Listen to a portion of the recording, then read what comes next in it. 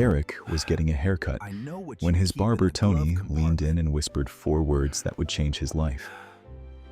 "I got a stock tip." Tony's cousin's roommate worked at the company.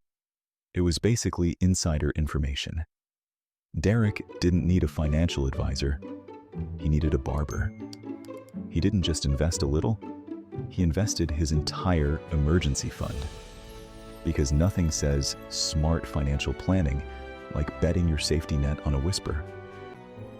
Derek started browsing boats.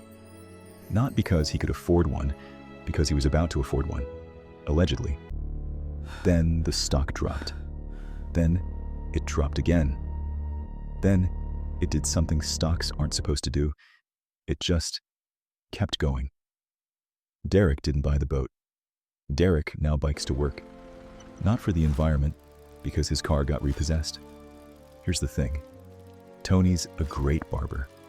Genuinely excellent with a fade. Financial advisor.